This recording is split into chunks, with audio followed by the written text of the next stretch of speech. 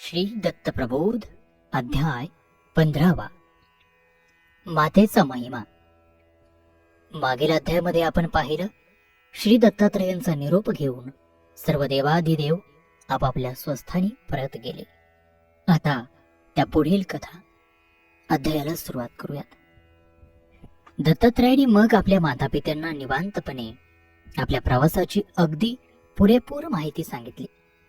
आपण कुठल्या कुठल्या क्षेत्री गेलो, तिथे काय काय पाहिलं, तिथे कोणते कोणते देव भेटले, त्यांनी कोणता वर किंवा कोणते आशीर्वाद दिले, त्याचबरोबर पाहिलेल्या तीर्थांच्या महात्म्याच्या कथाही आपल्या रसाळ आणि मृदमय वाणीतून त्यांनी सांगितल्या.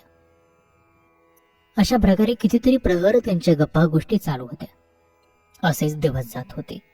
आश्रमात कितीतरी लोक दत्तात्रयांच्या दर्शनास येत होते. तृप्त होऊन भोजन करून जात होते. कोणीही बिनमुख जात नव्हतं. कशालाच काहीही कमी नव्हतं. चंद्र आणि दुर्वासही आपल्या मातापित्यांच्या अर्ध्या वचनात वागत होते. त्यांची सेवा करत होते. पुत्रधर्माचं काटेकोर पालन करत होते आणि काया वाचा मने त्यांच्या आनंदासाठी झटत होते.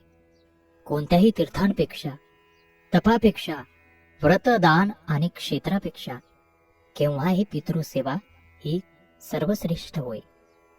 पृथ्वीला दान केलं, अश्वमेध यज्ञ केला, तरीही पितृसेवेच्या तुलनेनं हे व्रत काहीच नाहीत. पितृसेवाच श्रेष्ठ होय. तसेच 3 महायात्रा करून, सुवर्ण रत्नाचं दान करून जेवढं पुण्य मिळेल त्याहूनही अधिक पुण्य फक्त मातेला वंदन करून मिळेल. मातेच्या चरणांच्या सेवेचं महत्व तर एवढं आहे की महाक्षेत्री पुण्यकाळी सहस्रगायी सत्पात्री दान केल्यावर जेवढं पुण्य लाभेल त्याहूनही अधिक पुण्य नुसत्या मातेच्या चरणांच्या पूजन लाभेल. अशी ही पितृमातृ सेवा तर सर्व सेवांहून श्रेष्ठ. असं त्रिगुणात्मक देवानं नुसतं सांगितलं नाही, तर प्रत्यक्ष कृतीनं साध्या भोळ्या दीनभावड्या लोकांना पटवून दिलं. अनन्य प्रीतीनं माता पिता हाच जगातला सर्वश्रेष्ठ देव मानला आणि त्रेतायुगातील श्रावण भरून मातापित्यांची सेवा आचरू लागले. हे खरे आदर्श पुत्र. मातापित्यांचं सुखनिधान पाहणारे, त्यांच्या सुखासाठी झटणारे, त्यांच्या सेवेत रममान होणारे, त्यांचा प्रत्येक शब्द झेलायला आतुर, उत्सुक असलेले. याच्या उलट वृत्तीचं पुत्ररत्नही काही मातापित्यांच्या भाळी येतं. जरा जर्जर झालेल्या मातापित्यांना हिडसपिडीस दूर करून ठेवणारे, कधीही त्यांच्याशी एखाद दुसरा गोड शब्दही न बोलता तोंडावरच त्यांना कधी एकदा मराल तो सुदीन असे म्हणणारे, त्यांच्या पानात गोळाभर अन्नही धड न वाढणारे, पण आपल्या बायका मुलांसह चैन मोज मजा करून राहणारे. अशाच एका कुपुत्राची पुढील कथा. तो आपल्या आईवडिलास कधीच विचारित नसे. त्याची वास्तपुस्त सुद्धा करीत नसे. त्या म्हाताऱ्या दाम्पत्याला पोटभर अन्न आणि अंगभर वस्त्र मिळायची सुद्धा मारामार होती. म्हाताऱ्याच्या अंगावर तर बोटभर धड लंगोटही नव्हती. पोटाची खळगी भरत नव्हती. भूक लागली म्हटलं की मुलगा खेकसायचा. कशाला हवा आहे खायला तुम्हाला? मरा एकदाचे. आमच्या गळ्यात कुठून धोंड आली? लाज वाटते मला तुमची. आता मेलात म्हणजे सुद्धा असंच कर्ज काढून मला तुमचं मर्तिक करावं लागणार. या असल्या बोलण्या वागण्याला म्हातारी कंटाळले होते. रोज मरणाची वाट पाहत होते आणि खरोखरीच एक दिवस दोघांनाही यमाचं बोलावून आलं. मुलाला अतिशय आनंद झाला, पण लोकलाजे खातर खोटं खोटं रडणं आवश्यक होतं. म्हणून गळा काढून रडू लागला, ओर पेटून घेऊ लागला. ब्राह्मण आले. त्यांनी 4 गोष्टी सांगून त्याचं सांत्वन केलं आणि क्रियाकर्म करायला सांगितलं. तरीही तो काहीच करायला उठेना. म्हणाला, माझ्यापाशी तर फुटकी कवडे नाही, क्रियाकर्म करू कसं? लोकांनाच लाज वाटली. त्यांनी पैसे जमवले आणि ब्राह्मणीचे क्रियाकर्म श्राद्ध उरकलं. खूप दिवस गेले. तसे उसने दिलेले पैसे मागण्यासाठी लोक त्या मुलाच्या घरी जाऊ लागले. तेव्हा रोज निरनिराळ्या स्वभावी सांगून तो टोलवू लागला आणि एक दिवस चिडून म्हणाला, कोण बाप? त्याची जरूर माती झाली. मी कुणाला जाणत नाही. त्याच्या मर्तिकाचे पैसे त्याच्याकडूनच वसूल करून घ्या. माझा आणि त्या पैशाचा काहीही संबंध नाही. असले या दुराचारी पापी माणसाला नरकाशिवाय कुठली गती असणार? अशा पितृदोही, मातृदोही, गुरुदोही, साधुद्रोही माणसाच्या सावलीलाही उभे राहू नये. पितृचरणी मन न ठेवता अनुवानी पायानं त्याने कितीही तीर्थयात्रा केलेली असल्या उदंड दानधर्म केलेले असले तरीही ते सर्व फोल आहेत, निष्फळ आहेत. जो आपल्या जन्मदात्या माता पित्यांना समजून घेऊ शकत नाही, त्यांचा छळ मांडतो, त्याच्यासाठी नरक तयारच असतो. प्रत्यक्ष गुरुदैवताचा अपमान करतो, त्यास यश कधीच प्राप्त होत नाही. दुर्दैव, दारिद्र्य त्याचा पाठलाग करतं. संताप, अपमान आणि मानहानी त्याच्या घरी वास करते. कुठल्याही कार्यात त्याला यश लाभत नाही.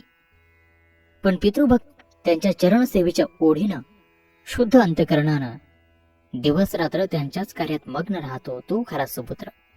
आणि अशा खऱ्या सुपुत्राच्या ठाई रिद्धिसिद्धी पाणी भरतात. सर्व जग त्याला मान देते, वंदन करते.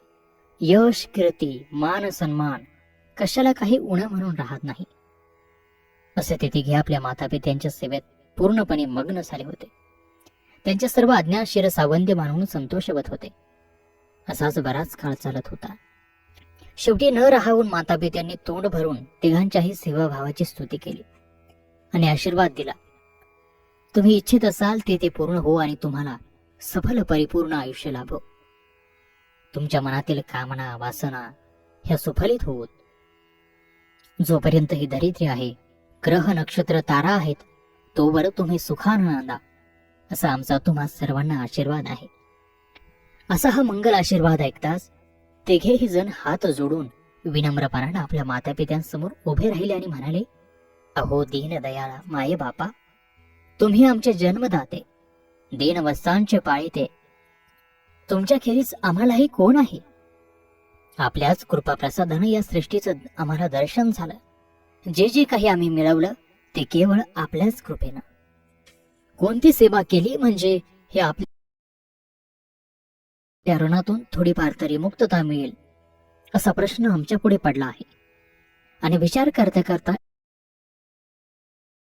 एक उपाय सापडला. शास्त्रार्थात द्रव्य ऋण, अन्न ऋण, पाषाण ऋण, धातू ऋण, दानधर्म ऋण, व्यापार ऋण आणि असे अनेक ऋण सांगितले आहेत. त्या ऋणातून मुक्त होण्याचे मार्गही आहेत. पण गुरु ऋण आणि मातृपितृ ऋण ही तिन्ही ऋण अत्यंत मोलाची आणि कधीही न फिटणारी आहेत. सगळं सृष्टीचा डोलारा तर याच कर्मरहाटीवर उभा आहे. जन्माला आल्यापासून शेवटच्या क्षणापर्यंत कोणाच्या तरी ऋणावर आपण जगतो आणि ऋण फेडण्यासाठी जगतो. द्रव्य ऋण हे द्रव्य देऊन फेडून त्याची निपटणी होऊ शकते. अन्न ऋणचंही तसंच आहे. ते फेडायचं राहिलं तर त्याच्याच घरी पुढल्या जन्मी जन्म घ्यावा लागतो. वस्त्राचं ऋण फेडलं नाही तर त्या घरी बैल होऊन ओझं व्हावं लागतं. अशा अनेक ऋणामध्ये जी 3 श्रेष्ठ ऋण सांगितली ती कधीही न पेटणारी, तरीही शास्त्रांमध्ये आणि धर्मग्रंथामध्ये पितृऋणाला पर्याय सांगितला आहे. तो असा की पोटी पुत्र जन्माला आणि पित्याच्या छायेत पित्याचं मन न मोडता अर्ध्या वचनामध्ये राहू लागला.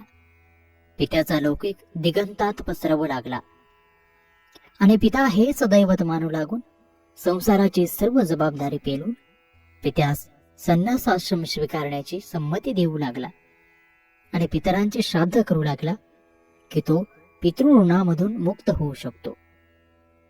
पण मातेच्या ऋणामधून मात्र कधीही मुक्त होता येत नाही. स्वतःच्या कातड्याचे जोडे करून जरी मातेच्या चरणात घातले तरीही ते ऋण फिटत नाही.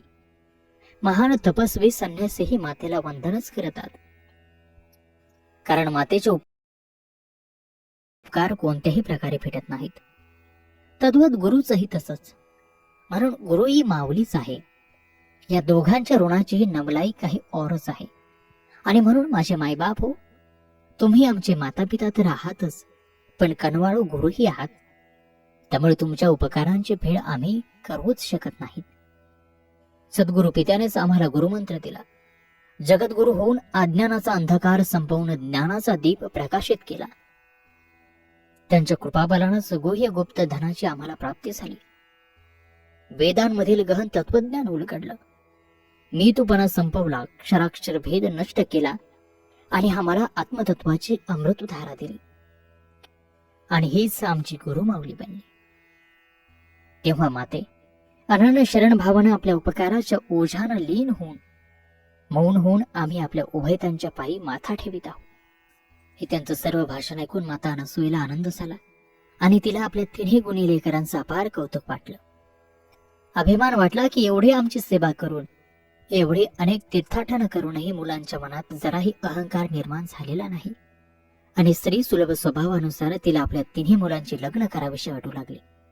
म्हणून ती म्हणाली, एवढं तीर्थाटन करून कडक 16 ब्रह्मचार्य आश्रम पाळून व्रतवैकल्य करीत घरी आलात.